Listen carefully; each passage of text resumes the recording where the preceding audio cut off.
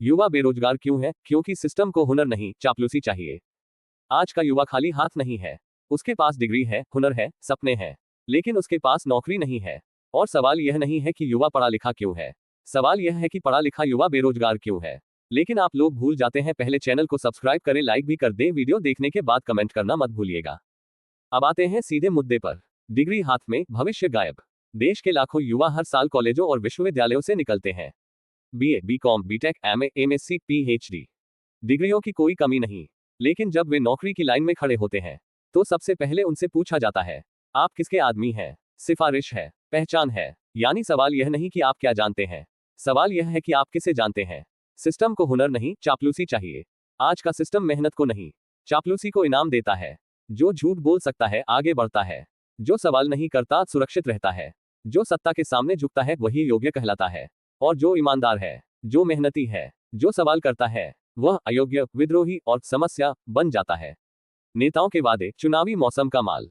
हर चुनाव से पहले युवाओं से कहा जाता है 2 करोड़ नौकरी देंगे, रोजगार guarantee, startup India, skill India. लेकिन चुनाव के बाद मिलता है फॉर्म महंगे, परीक्षाएं रद्द, भर्तियां लटकती हुई, पेपर लीक, परिणाम वर्षों तक अटके। युवा तैयारी करता है, उम्र निकल जाती है और अंत में कहा जाता है अब आप ओवरेज हो गए। बेरोजगारी सिर्फ आर्थिक नहीं, मानसिक त्रासदी। बेरोजगारी सिर्फ पेट की नहीं, आत्मसम्मान की लड़ाई है। घर में ताने मिलते हैं, इतनी पढ़ाई का क्या फायदा? समाज कहता है आजकल के लड़के कामचोर हैं। कोई नहीं पूछता नौकरी कहाँ है, भर्ती क्यों नहीं निकलती, योग्यता का मापदंड क्या है। प्राइवेट सेक्टर का सच, सरकारी नौकरी नहीं तो प्राइवेट में जाओ। ये सलाह देना आसान है, लेकिन प्राइवेट सेक्टर में कम वेतन, 10-12 घंटे की गुलामी, बिना सुरक्षा, बिना सम्मान, बिना भविष्य। युवा यहाँ भी थक जाता है और सपने धीरे धीरे मरने लगते हैं। जाति, वर्ग और संपर्क का खेल। सिस्टम सबके लिए बराबर नहीं है। जिसके पास पैसा है, जातीय ताकत है, राजनीतिक संपर्क है, उसके लिए दरवाजे खुले हैं।